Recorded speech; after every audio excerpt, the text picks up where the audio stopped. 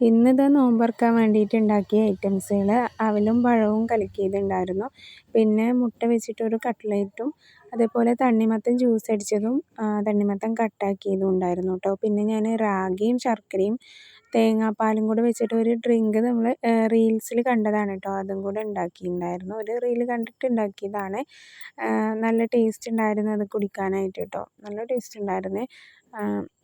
പിന്നെ നമ്മൾ ജ്യൂസും വെള്ളമൊക്കെ ബാങ്ക് കൊടുത്തിട്ട് പിന്നെ അതൊക്കെ കുടിച്ചിട്ടുണ്ടായിരുന്നു. അങ്ങനെ ഇന്ന് കഴിക്കാൻ വേണ്ടി ഉണ്ടാക്കിയിട്ടുള്ളത് പുട്ടാണ് കേട്ടോ. പുട്ടും കടലക്കറിയും. പുട്ടുകുറ്റി ഇല്ലാത്തത് കൊണ്ട് തന്നെ നമ്മളിവിടെ അങ്ങനെ പുട്ടുണ്ടാക്കലില്ല. അപ്പോൾ ഒരുപാടായി, ഒരു മാസത്തോളമായി പുട്ടൊക്കെ കഴിച്ചിട്ട് കേട്ടോ. അപ്പോൾ നോമ്പറക്കണ നേരത്ത് പുട്ട് വല്ലാതെ തിന്നാൻ പോകില്ലല്ലോ. പക്ഷെ നമ്മൾ ഒരുപാടായി കഴിച്ചിട്ട്. അപ്പോൾ പിന്നെ പുട്ടുകുറ്റി കിട്ടിയപ്പോൾ ഞാൻ വീട്ടിൽ നിന്ന് വന്നപ്പോൾ അത് പുട്ടുണ്ടാക്കാൻ വിചാരിച്ചു കേട്ടോ. പിന്നെ ഞാൻ വീട്ടിൽ നിന്ന് തിരിച്ച് പോന്നിക്കണേ. നാളെ സ്കൂളുള്ളത് കൊണ്ട് തന്നെ ഇന്ന് രാവിലെ ഞാൻ വീട്ടിൽ നിന്ന് പോന്നിക്കണ്.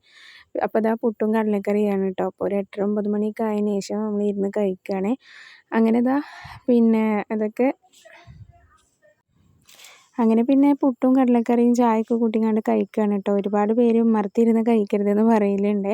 അപ്പോൾ ഇതാ ഇത്രയും പോലെ സ്ഥലത്ത് എവിടെ കൊടുന്ന് ടേബിൾ ഇടാനാണ്, ഞാൻ ടേബിൾ ഇല്ലേന്ന് ചോദിച്ചിട്ടുണ്ടായിരുന്നു കേട്ടോ. നമുക്ക് അതിനുള്ള സ്ഥലം വീടിനകത്തില്ല. അതുകൊണ്ടാണ് അടുക്കളയിൽ തന്നെ ഇരുന്ന് കഴിക്കണത് കേട്ടോ. അപ്പോൾ ഓക്കെ, ബൈ.